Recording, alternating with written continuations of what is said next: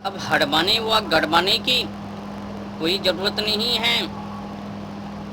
अब सुन लो कि मेरा मूल आखिर मकसद क्या है। समझने के बाद ही पता चलेगा कि आखिर क्या मसले हैं। तो कुल मिलाकर आप लोगों को मैं बता दूं कि मेरा मूल मकसद किसी को हानि व क्षति, दुख व दर्द पहुंचाने का नहीं, किसी को आहट पहुंचाने का नहीं। मेरा मूल मकसद है केवल तो केवल क्रांति का उत्थान होवे, उत्कृष्ट होवे, मानवता का उत्थान होवे, सत्य की विजय होवे। इन्हीं सभी बातों के लिए मैं आगे बढ़ रहा हूँ, कड़ी संघर्ष कर रहा हूँ। तो मैं इनमें पूरी लगन से, ईमानदारी के साथ, फर्ज के साथ निभा रहा हूँ। जो मेरा दायित्व है, कर्तव्य है खंडन मुंडन करने की, वो तो मैं कर रहा हूँ।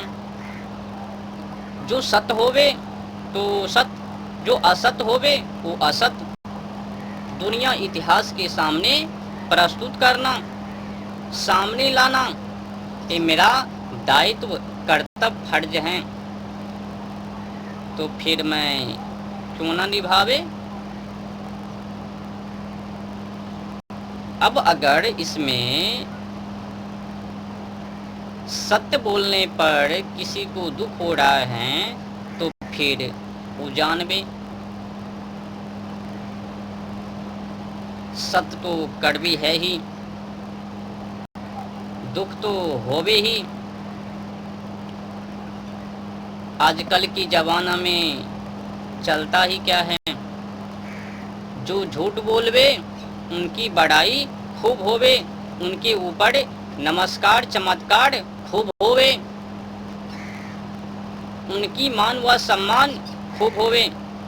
जो सत्य बोलवे उनको बेइज्जत करवे, उनको नीचे गिरावे, उनके ऊपर अभद्र टिप्पणी करवे, ये सब तो आप लोगों ने जान ही लिया होगा कि मेरा मूल मकसद क्या है। तो एक बार फिर से मैं उसी बातों को दोहरा रहा हूँ कि मेरा मूल मकसद किसी को हानि व क्षति, दुख व दर्द पहुँचाने का नहीं, बस वीरता लाने का, सत्य को विजय दिलवाने का। सत्य दबे ना, इनके के लिए मैं संघर्ष कर रहा हूँ। तो इसमें अगर किसी को दुख होवे तो क्षमा कर देवे। और का तो कुल मिलाकर अब मैं शुरुआत व आरंभ गान के माध्यम से करता हूँ। तो गान क्या है, सोच व विचार कीजिएगा, मनन कीजिएगा, निधि अध्ययन कीजिएगा, तभी तो समझ आवे। तो गान है, बहुत फड़फड़ा उड़ चुके कबूतर, अब माहौल बिगड़ने वाला है। तो ज़्यादा फड़फड़ाने से, उड़ने से माहौल सुधार में आने वाले नहीं हैं।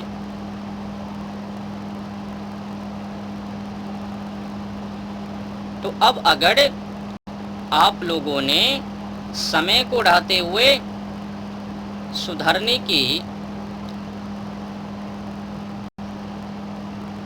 सही मार्गों पर आने की चेष्टा नहीं किया, कोशिश नहीं किया तो फिर गड़बड़ होवे, क्योंकि अब हमारे पास बहुत बड़ी रकम आ चुके हैं। अब हमारे पास आपके अल्लाह के द्वारा पृथ्वी पर भेजा हुआ कुरान, मूसा को दिया हुआ कुरान आ चुका है। अगर आप लोगों ने समय को रहते हुए सुधारने की कोशिश नहीं की, सत्य मार्गों पर आने की कोशिश नहीं की, तो फिर इस कुरान के अंदर जो भी डाला हुआ है, अभद्र लिखित हैं, इनका सारा का सारा रहस्य में दुनिया इतिहास के सामने मैं खोल दूंगा, बता दूंगा हकीकत कि आखिर इनके अंदर क्या है।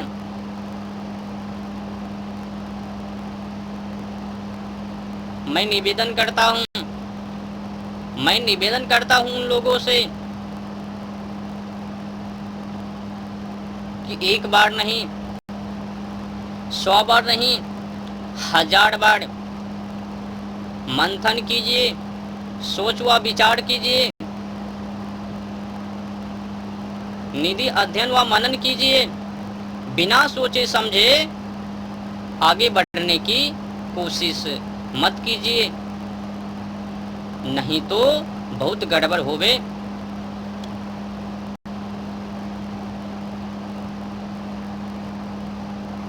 क्या है इस जीवन जिंदगी में, हम लोग तो आज हैं कल चले जावे, परसों दूसरे कोई आवे। ये दुनिया संसार है, अनेक आवे इस संसार में, अनेक जावे संसार से। आवागमन की चक्कर तो ये मानव का जीव पढ़ाने का है ही, तो लड़ाई झगड़ा करने से माहौल ही बिगड़े।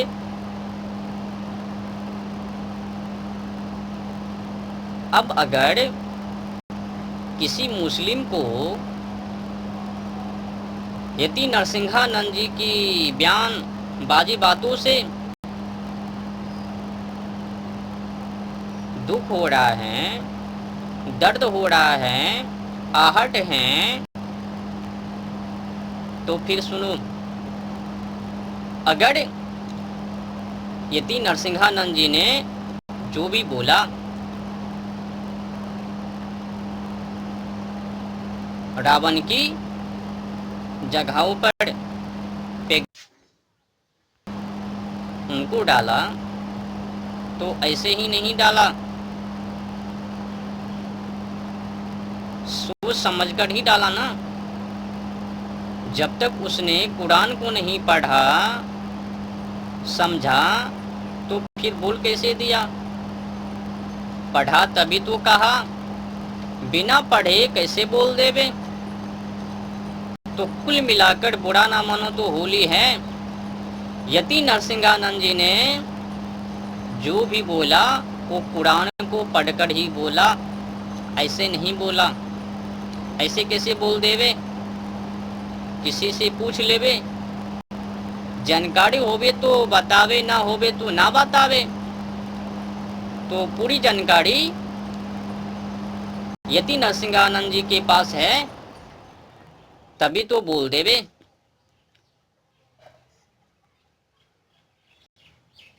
और एक सूचना मैं आप लोगों को और दे देना चाहता हूं कि अगर आपने उनकी बातों से, यति नरसिंहानंद जी की बयानबाजी बातों से गड़बड़ की, माहौल को बिगाड़ने की कोशिश की, तो फिर आप लोगों को उत्तर देना होगा। आप लोग तो खुद ही कहते हो कि अल्लाह के द्वारा एक कुरान, और इस कुरान के अंदर क्या सब कुछ भरा हुआ है, क्या इनके बारे में हकीकत सच्चाई दुनिया इतिहास के सामने नहीं बताओगे कि इनके अंदर आखिर क्या है? केवल प्यारे नबी और कुछ भी भरा हुआ है? कई लोग तो ये भी मांग कर रहा है कि यति नरसिंहानंद जी को अरेस्ट करो। अरे बाबा, उनको अरेस्ट करने से पहले तुम लोगों को अरेस्ट होनी चाहिए, तुम लोगों को अरेस्ट करनी चाहिए, क्योंकि तुम लोगों ने इस कुरान के कारण कई गौ माता की हत्या कर डाला। अगर तुमने किसी से नफरत किया तो इस कुरान के ही कारण। ये जो मजाज हैं, लब जिहाद हैं, इसी कुरान के माध्यम से। क्या बढ़ा हुआ है? क्या उत्तर है आपके पास? क्या हिम्मत है आपके पास दुनिया इतिहास के सामने बताने की, साझा करने की? नहीं होवे। क्यों ना होवे? क्योंकि इनके अंदर हकीकत ना होवे, एकदम अभद्र लिखित। बताओ, जो हिंदू गौ माता को पूजित करे, श्रेष्ठ माने, माँ के तुल्य माने, उस गौ माता की कत्ल अगर इस कुरान के अंदर होवे, तो फिर अल्लाह ने क्या किया? हिंदू और मुस्लिम के बीच में झगड़ा करवाया, नहीं करवाया? और जहां पाओ जो अल्लाह को ना माने, जहां पाओ जो अल्लाह को ना माने, वही वही कर डालो। ये कौन सी भाषा है? इसमें कौन सी विद्वंता है, मानवता है कि जहां पाओ वही पढ़े, जो अल्लाह को ना माने? अनेक बीमारी हैं, पर अनेक को नहीं बोलूंगा। जो अधिक दुख देने वाली बातें हैं वो है गौ माता। मैं बता देता हूं कि गौ माता को लेकर किस पेज में है। पेज नंबर 23 यानी 23, सूरह 2 अल बकरह। इसमें लिखा हुआ है, जब मूसा ने अपनी कौम से कहा कि अल्लाह तुम्हें हुक्म देता है कि तुम एक गाय का जबह करो, यानी कत्ल करो। समझ रहे हो ना? पेज नंबर 23 यानी 23, सूरह 2 अल बकरह। और एक और बीमारी है, सूरह 2 यानी 2 अल बकरह, पेज नंबर 25 यानी 25। इसमें भी जो टिप्पणियां हैं, लिखित हैं कि अल्लाह को जो ना माने, तुम उन्हीं का कत्ल करना। जो अल्लाह को ना माने, अल्लाह को जो ना माने, जहां पर भी पावे उन्हीं को। तुम क्यों अपने को कत्ल करते हो? इनका मतलब क्या है? क्या यही उपदेश है? मैं पिछले ही बातों को फिर से दोहरा रहा हूं कि ये अल्लाह के ऊपर टिप्पणी नहीं, बस इस कुरान के ऊपर टिप्पणी है मेरा। अल्लाह से मेरा कोई लेना देना नहीं है। मुझे पता है कि अल्लाह के द्वारा ये लिखित बातें नहीं है, ये उपदेश नहीं है, इनमें छेड़खानी किया हुआ है। तो कुल मिलाकर अल्लाह के ऊपर टिप्पणी मेरा नहीं है, बस इस कुरान के ऊपर है। इस कुरान में लिखा हुआ, लिखित किया हुआ शब्द के ऊपर। तो आप लोगों ने समझ ही गया होगा कि आखिर यति नरसिंहानंद जी ने वो बयानबाजी क्यों किया पैगंबर को लेकर। पढ़ा, लिखा, समझा, समझ गया, बोल दिया। जब कुरान में ही